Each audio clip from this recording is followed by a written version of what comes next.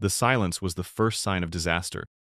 At 11:32 p.m., the neonatal intensive care unit at St. Jude's Metropolitan Hospital was a world unto itself, a hushed sanctuary governed by the steady, rhythmic pulse of technology. Here, life was measured in milliliters of milk, fractions of a percentage point in blood oxygen, and the soft, metronomic whoosh hiss of ventilators, breathing for lungs too small and fragile to breathe on their own. Nurse Sarah Jenkins, a 38-year-old veteran of this delicate world, found a strange peace in its predictable symphony. It was the sound of control, of vigilance, of life being held fast against the odds. She was making her final check on baby Luna Garcia, a tiny soul who had entered the world 12 weeks too soon. Luna was a fighter, but her existence was tethered to the machine beside her incubator, a state-of-the-art ventilator that pushed carefully calibrated puffs of air into her struggling lungs. Sarah adjusted a sensor on Luna's impossibly small foot, her lips moving in a silent, calming monologue. Then it happened. The overhead lights gave a sickening flicker, buzzed with an electronic death rattle, and plunged the NICU into absolute, suffocating darkness. For a single, heart-stopping second, the only sound was the collective gasp of the nurses on duty. Then, the symphony of life support died, replaced by the unified, piercing shriek of battery backup alarms. It was a sound of pure, electronic panic. Sarah's training took over before conscious thought could. Her hands were already on the incubator, her eyes straining in the gloom, illuminated only by the frantic red and green flashes of the emergency lights. Every machine had a battery, but they were finite. The main ventilator, Luna's lungs, was screaming the loudest. "Generators?" a junior nurse, Chloe, asked, her voice trembling. 15 seconds. They should have kicked in by now, Sarah said, her own voice a mask of calm she did not feel. The 15 seconds stretched into 30. Then a minute. A wave of cold dread washed over the room, colder than the failing air conditioning. Charge nurse Karen Vance, a woman who seemed to be made of starch and regulations, spoke into the unit's landline, her face grim in the strobing light. "Central confirms," Karen announced, her voice tight and brittle. "The generators are offline. It's a complete system failure. City-wide blackout and our failsafe failed." Sarah's eyes shot to Luna's monitor. The numbers were already falling. Oxygen saturation, 88%, and dropping. Heart rate, climbing in distress. The ventilator's battery display read, 28 minutes remaining. It was a death sentence delivered in glowing green digits. Without a word, Sarah spun around, her hands finding the familiar shape of a manual resuscitation bag and ambu bag on the crash cart. She opened the porthole on Luna's incubator, her movements precise and swift, and disconnected the ventilator tube, plugging the ambu bag in its place. Then she began to pump. Squeeze, release. Squeeze, release. A steady, manual rhythm that was now the only thing keeping Luna Garcia alive. Panic began to bubble around her. The decision came down from the hospital's command center. Evacuate the most critical patients. The only viable destination with an independent, fail-safe power grid was the pediatric ICU and the helipad on the 20th floor. The only way up was the stairs. 20 flights of concrete and steel. "We wait for the evacuation team," Karen barked, her voice a sharp crack in the chaos. "They have the equipment, the manpower. Nobody moves a patient without protocol." Sarah looked at Karen's rigid, fearful face. She looked at the tiny, fragile baby whose life was literally in her hands. She looked at the dwindling battery life on the portable monitors. The transport team, the protocol, it was a fantasy. They would have to triage the entire hospital. The NICU would not be the first priority. They wouldn't make it in time. Protocol was a luxury they no longer had. Protocol would be Luna's epitaph. She met the wide, terrified eyes of Dr. Emily Reed, a young resident who looked to her for guidance. In that moment, a career's worth of quiet frustration, with a system that often valued rules over results, crystallized into a single, unshakable decision. "Protocol is going to get her killed," Sarah said, her voice low but carrying with absolute certainty. "The PICU on the 20th floor has power. I'm taking her up. Now." Part 2. The human element before the storm. For Sarah Jenkins, the silence had always been the worst part. It was a silence that echoed across 25 years, back to a stuffy suburban living room and the frantic, useless gasps of her 8-year-old brother Daniel. She had been 13, old enough to understand the unfolding tragedy but too young and powerless to stop it. An asthma attack, sudden and vicious. The wheezing that grew quieter and quieter, not from relief, but from failure. The delayed ambulance. The look in her mother's eyes. The awful, final stillness in the room when it was over. Daniel's death was officially recorded as a result of status asthmaticus. But in Sarah's heart, the cause was different. He had died from a preventable, manageable condition. He had died because help was too slow, because the system had a fatal lag. That feeling of utter, paralyzing helplessness had forged the core of her being. She had vowed she would never be helpless again. She would be the help that arrived in time. That vow propelled her through nursing school, where she graduated at the top of her class. It drove her through the grueling early years of her career, and it was what made her one of the most respected nurses at St. Jude's. She wasn't just competent, she was deeply, fiercely invested. She was the one who learned a few words of Mandarin to comfort an elderly patient, the one who bought a specific brand of cartoon bandages for a frightened toddler in the ER, the one who stayed long after her shift ended to explain the intricate workings of a dialysis machine to a terrified family, empowering them with knowledge instead of blinding them with jargon. But her dedication often put her at odds with the changing culture of St. Jude's, a culture increasingly shaped by men like Dr. Mark Adler. 6 months before the blackout, Sarah had sat in the back of a mandatory staff meeting in a sterile, sunlit conference room. Dr.2.com. Adler, the hospital's chief administrator, stood at the front, a handsome man in his 50s, with a politician's smile and an accountant's soul. He spoke a language that made Sarah's skin crawl, a corporate dialect of efficiency metrics, leveraging assets, and Q3 growth projections. He clicked to a slide titled Strategic Reallocation of Resources. It was a fancy term for budget cuts. To enhance our market position and fund a much-needed public relations initiative, Adler announced smoothly, we'll be temporarily deferring certain non-critical infrastructure expenditures. An older engineer named John, a man who had worked at the hospital for 30 years, raised a hesitant hand. Dr. Adler, that list includes the backup generator overhaul. That system is over 20 years old. The manufacturer's guidelines are clear. Delaying the upgrade is a significant risk. Adler's smile didn't waver. It was a polished veneer that didn't quite reach his eyes. All expenditures are a calculated risk, John. And the data analytics team has assured me the statistical probability of a simultaneous city-wide grid failure and a tertiary generator system failure is, and I quote, negligibly remote. On the other hand, the risk of losing market share to Mercy General is immediate and tangible. We have to focus on the probable, not the possible. The message was clear. The hospital's image was more important than its emergency preparedness. The budget for a new marketing campaign was prioritized over the engine that could mean the difference between life and death. This was the system Sarah worked in, a system where her deep, human-to-human connection with patients was often viewed as a liability. Just a month ago, she had been written up by Karen Vance. The offense? She had allowed Javier Garcia to stay with his wife Maria, a full hour past the strict 8 p.m. visiting deadline in the NICU waiting area. Luna had suffered a minor setback that day, and Maria was distraught. Sarah had made a judgment call, valuing the couple's emotional well-being over a line item in the hospital's rulebook. The reprimand was delivered by Karen in a small, windowless office. Your role is to provide clinical care, Sarah, not emotional support, Karen had said, her tone flat. Emotional overinvestment leads to boundary issues and poor judgment. The rules are there to protect the patients, the staff, and the hospital.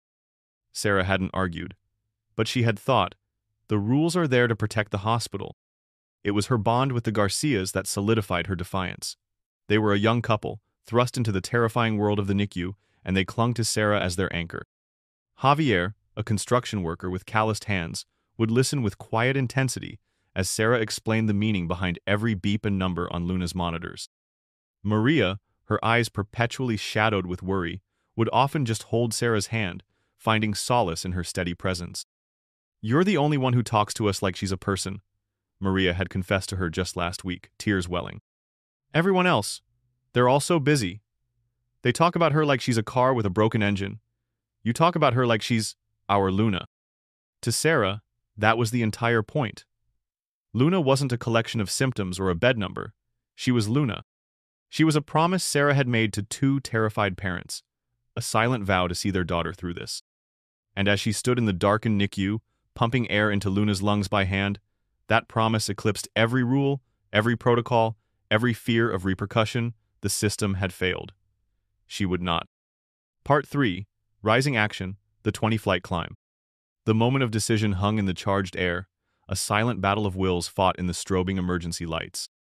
Karen Vance, her face a mask of disbelief, took a step forward, physically placing herself between Sarah and the door. "Jenkins, I am ordering you to stand down." Karen's voice was sharp, a surgeon's scalpel attempting to excise the insubordination. "The transport team is on its way. You are not authorized to move this patient. You will wait for my signal." Sarah didn't waste breath arguing. She looked past Karen to Dr. Emily Reed, whose face was a mixture of terror and dawning admiration. Their eyes locked. In that shared gaze, a conspiracy was born based not on rebellion, but on a shared, sacred duty. "There isn't time, Karen," Sarah said, her voice a low, steady anchor in the sea of rising panic. Emily made her choice. With a decisive nod, she moved with a speed that belied her exhaustion. She quickly unhooked the last of the stationary monitors, her nimble fingers attaching a small, portable pulse oximeter to Luna's foot. Its faint green glow would be Sarah's only guide. Emily then thrust the ambu bag firmly into Sarah's hand. "Go, Sarah," Emily whispered, her voice fierce. "I'll handle Karen. I'll call ahead to the PICU. Just go." Wrapping Luna securely in 3 layers of blankets to shield her from the cold, Sarah cradled the precious bundle against her chest with her left arm. Her right hand gripped the ambu bag, her lifeline. She moved toward the fire escape stairwell, a looming metal door that promised both salvation and peril. Her first obstacle was not a locked door, but a wall of uniformed procedure. 2 police officers, tasked with securing the hospital and preventing panic, blocked the entrance. The senior officer, a stout man with a weary face and a name tag that read, Skraint Miller, held up a thick, authoritative hand. "Ma'am, I can't let you through," he said, his voice flat and tired. "This stairwell is for emergency personnel only. We're clearing the building floor by floor. It's procedure. You need to go back to your unit and wait for the fire department." Frustration, hot and acidic, rose in Sarah's throat. "You don't understand," she pleaded, her voice cracking with urgency. "This baby is on a ventilator. The power is out. Her equipment failed. If I don't get her to the 20th floor, to the PICU, she will die. Right here. In my arms." She jostled the bundle slightly, as if to prove the life within. SGT Miller's expression didn't change. He was a man who had seen a long night and was operating on a simple, unbendable directive. He was not a monster. He was a cog in a machine, and the machine had rules. "I understand you're upset, ma'am, but I have my orders. Everyone waits for the FDNY evacuation teams. They know what they're doing." "They don't know about the generators," Sarah screamed in her head. "They don't know. She only has minutes." Arguing was a waste of precious seconds. Sarah's eyes darted past Miller to his younger, less confident partner. She saw an opening, a moment of hesitation. She took a sharp breath, feinted a step to her left, and as Miller shifted his weight, she darted to the right, pushing past the younger officer with a strength born of pure desperation. "Ma'am, I am ordering you to stop," Miller's shout echoed behind her. "You are interfering with an emergency scene." But she was already through the door. She let it slam shut behind her, the heavy thud cutting off his voice and plunging her into the abyss of the stairwell. The darkness was absolute, a thick, palpable void broken only by the ghostly green glow of the emergency exit signs on each landing. The air was still and suffocating, smelling of dust and cold concrete. The only sounds were the ones she made, her own ragged, desperate breaths, the frantic thumping of her heart against her ribs, and the steady, vital rhythm of her own hand working the ambu bag. Squeeze, release, whoosh, click, squeeze, release, whoosh, click. The ascent was a brutal vertical marathon. Floors 1-5. Adrenaline was a fire in her veins.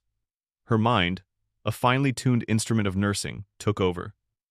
Count the pumps. 1, 2, 3, check the oximeter. 92%. Good. Keep the rhythm steady. 1, 2, 3. She took the stairs 2 at a time, her legs feeling strong, her purpose clear. Floors 6-10.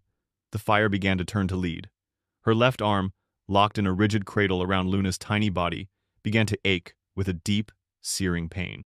Her right hand, the one performing the relentless squeeze and release motion, started to cramp, the muscles protesting the repetitive strain. She stumbled on the 8th-floor landing, her foot catching on an unseen lip in the concrete. She pitched forward, a strangled cry escaping her lips. Instinctively, she twisted her body, prepared to take the full impact on her back to protect the precious bundle against her chest. She slammed into the railing, the metal biting into her side, but she kept her footing. Terror, cold and sharp, cut through the physical pain. She hadn't stopped pumping. Squeeze, release. Whoosh, click. She kept going. Floors 11-15. This was the territory of doubt. The physical exhaustion was now a roaring beast, and it brought mental demons in its wake. Each landing was an identical clone of the last, a concrete floor, a metal door, a number painted on the wall. Was she even making progress? The darkness played tricks on her, the green signs swimming in her vision. A wave of dizziness washed over her.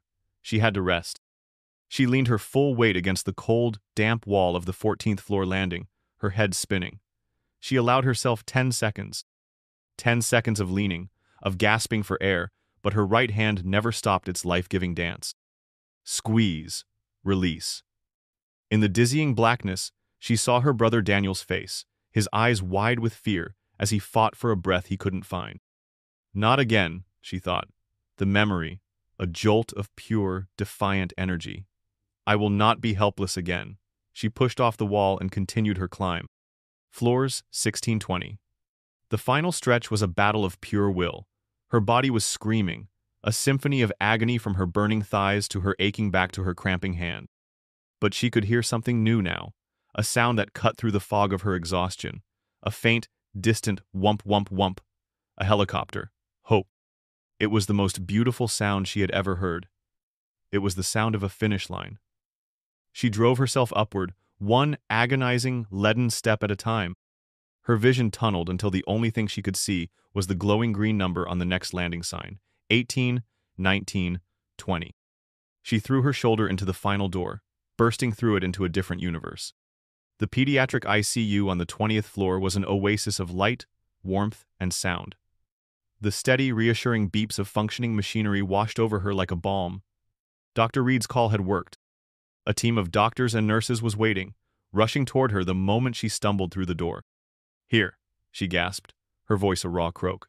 RDS, 28-weeker, been on manual resuscitation for, 20 minutes. Expert hands gently, reverently, took Luna from her arms. They whisked the tiny bundle to a waiting, open warmer bed, a swarm of calm, efficient motion. Within seconds, Luna was connected to their ventilator, her vitals flashing onto a large, bright screen.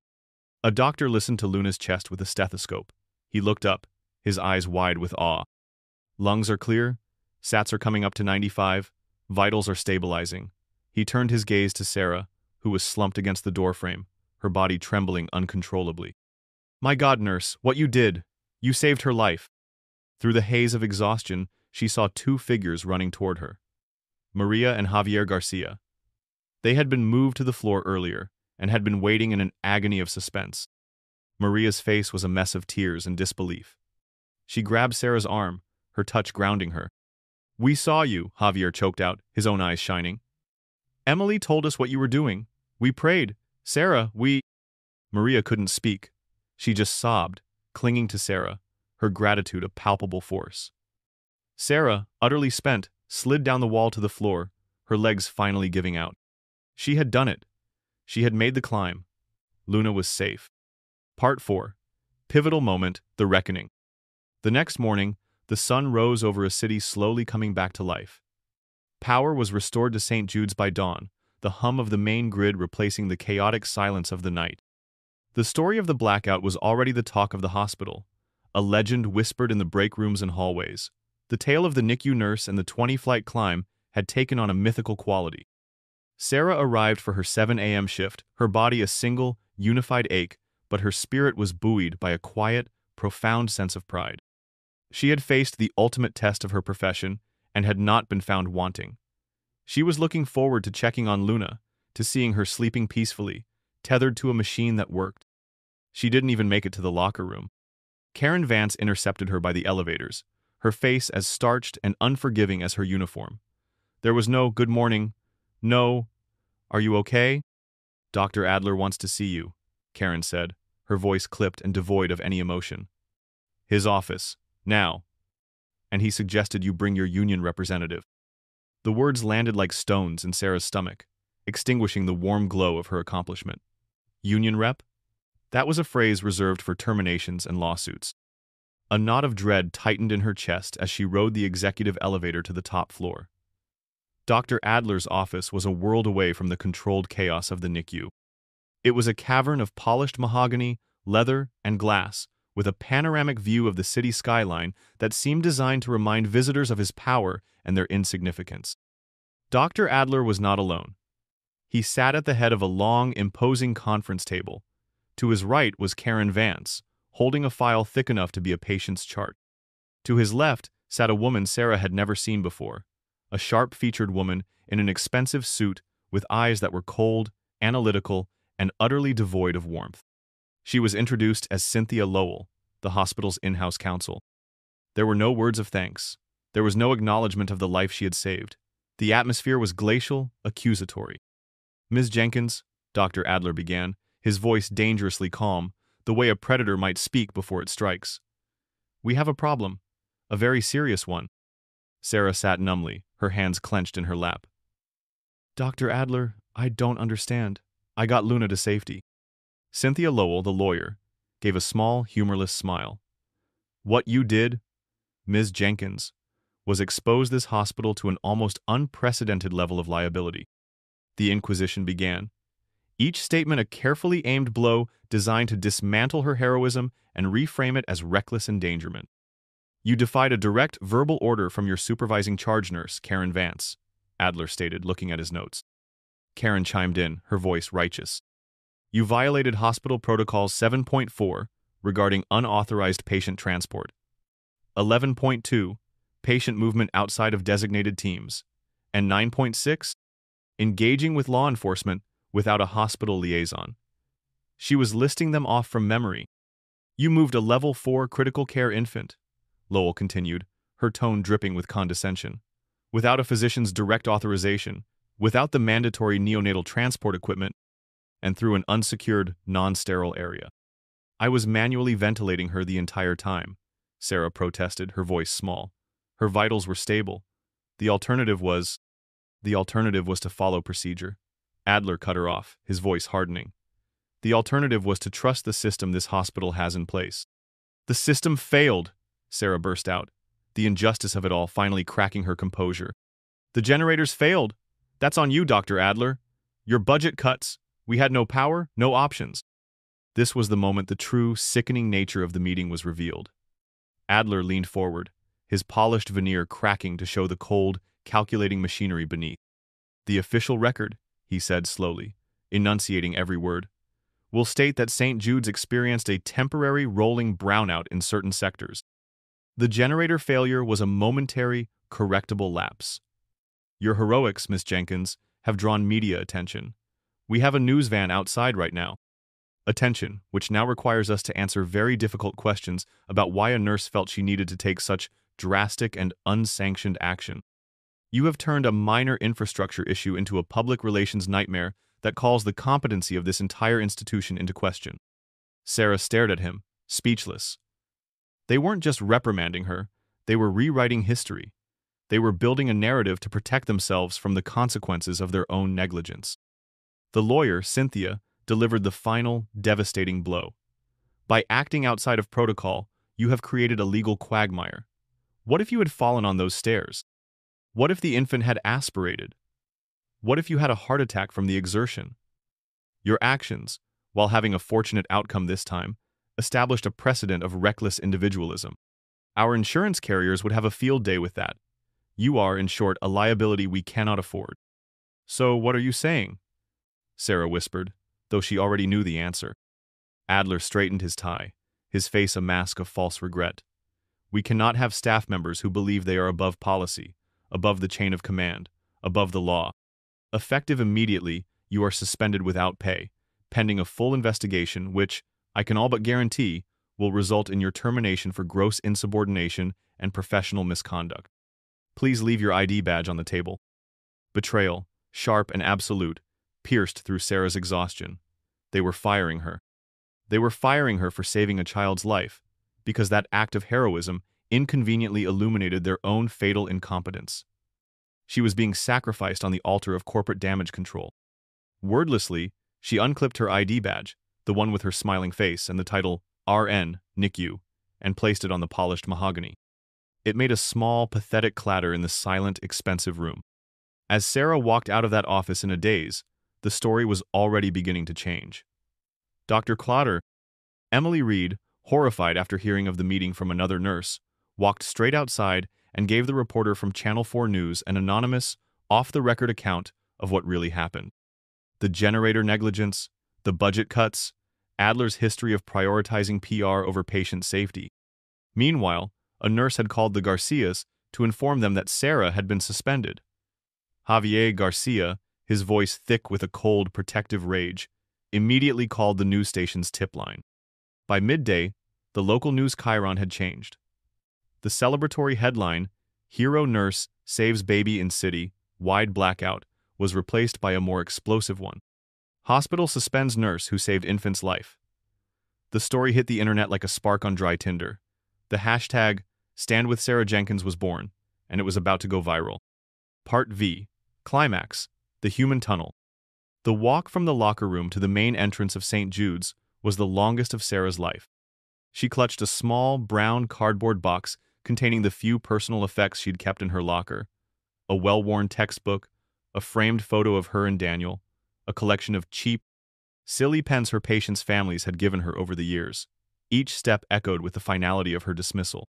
The career she had built, the purpose that had defined her adult life, had been stripped away in a cold, sterile office, all for the crime of succeeding where the system had failed. She felt a profound, hollow sense of shame. They had twisted her actions so completely, so expertly, that she was starting to question herself. Were they right? Was I reckless? Did I just get lucky? As she pushed through the revolving glass doors, she was hit by a wall of noise and flashing lights. The single news van from the morning had multiplied. Now there were at least 5, a small army of reporters and cameramen creating a media siege on the hospital's front steps. "Ms. Jenkins, is it true you've been fired? Sarah, can you comment on the hospital's allegations? What do you have to say to Dr. Adler?" The questions were a chaotic barrage. The cameras felt like weapons, their flashes like tiny explosions in her face. She bowed her head, clutching her box tighter, and tried to push through the throng, just wanting to get to the curb, to disappear into the anonymity of the city. Then she noticed it. Beyond the scrum of reporters, parked on the street, was a fire truck. Engine 101. Then she saw another one pull up behind it, its lights flashing silently. Firefighters, clad in their heavy turnout coats or dark blue station uniforms, were climbing out. They weren't rushing. They were moving with a quiet, deliberate purpose. At their head was a man with gray-streaked hair and a face etched with the wisdom of 1,000 emergencies. Captain Dave Russo. His crew had been one of the first to respond to the hospital during the blackout. He had heard the initial radio chatter, the official reports, and then, later, the real story from the cops and paramedics on the scene. He knew what she had done. And he knew what the hospital was now doing to her. Captain Russo stepped onto the sidewalk, his eyes finding Sarah's through the chaos. He didn't shout. He didn't speak to the reporters. He just looked at her, and in his gaze, she saw not pity, but a profound and unmistakable expression of respect, a look of kinship.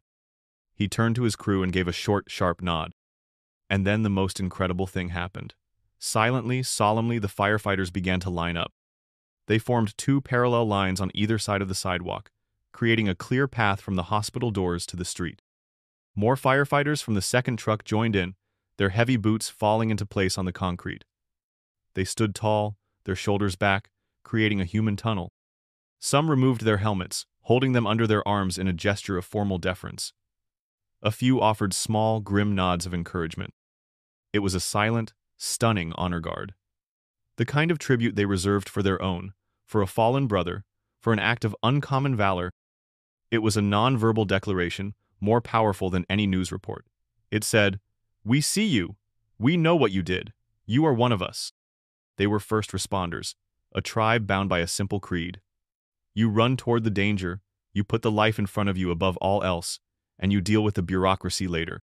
They recognized that Sarah Jenkins, a nurse with a cardboard box, was a member of their tribe. The cacophony of the press died down, replaced by the rapid-fire click of camera shutters capturing the iconic, unscripted scene. Tears, hot and sudden, streamed down Sarah's face. They weren't tears of shame or sadness anymore. They were tears of overwhelming, gut-wrenching vindication. The approval of these men and women, strangers who understood the language of crisis and courage, meant more than any commendation from the administrators in their glass tower. Her shoulders straightened. Her head came up. Holding her box, she began to walk. She walked through the human tunnel of firefighters, a silent honor guard, shielding her from the jackals of the press. For that one moment, she wasn't a disgraced employee. She wasn't a liability. She was a hero, being recognized by her peers. And that image, of the lone nurse walking through a corridor of heroes, was about to become the defining image of the entire affair, broadcast across the world. Part 6. Falling Action, the Aftermath. The footage of the firefighters' human tunnel was pure political dynamite. It didn't just go viral, it detonated across the national consciousness. The image was simple, powerful, and left no room for ambiguity. On one side was a beloved nurse, a symbol of selfless dedication. On the other was a group of revered firefighters, symbols of civic heroism. And in the middle was St. Jude's Hospital, looking like a heartless, villainous corporation. Dr. Adler's office, once a sanctuary of power, became a bunker under siege. The phones rang incessantly. The hospital's board of directors, incandescent with rage over the PR catastrophe. Major philanthropic donors, threatening to pull millions in funding. The mayor's office, demanding an explanation for the public spectacle that was making the city look bad. Adler's carefully constructed narrative of a reckless nurse had been utterly annihilated. He was forced to hold a press conference that afternoon. Standing at a podium, bathed in the harsh glare of television lights, he looked small and defeated. He read from a prepared statement, his voice stripped of its usual confident timbre. The words were weasel-like, choked with legal jargon. He announced that after a swift and thorough preliminary review, Ms. Jenkins' suspension was being immediately rescinded. He praised her unconventional bravery and announced the formation of a blue ribbon committee to conduct a full, independent review of the hospital's emergency preparedness protocols. It was a humiliating, transparent, and total retreat. The next day, an anonymous source from the state health department leaked to the press that a formal investigation had been launched into St. Jude's generator maintenance records, focusing specifically on the budget deferments authorized by Dr. Adler. The story was no longer about Sarah's insubordination, it was about Adler's negligent endangerment. A few days later, Sarah was called back to the hospital. Not to Adler's office, but to a neutral conference room with the head of human resources. She was formally offered her job back. To sweeten the deal and save face, they also offered her a promotion to a NICU management position, a significant raise, and a public commendation. Sarah listened patiently. "Thank you," she said, her voice even. "I accept my old position, but I respectfully decline the promotion. My place is with the patients, not behind a desk." Her vindication was cemented a week later. The state nursing board, having reviewed the case, issued a public statement that didn't just absolve her but praised her extraordinary professional judgment and profound courage under extreme and unforeseen duress. One afternoon, as she was leaving the hospital, a familiar figure approached her.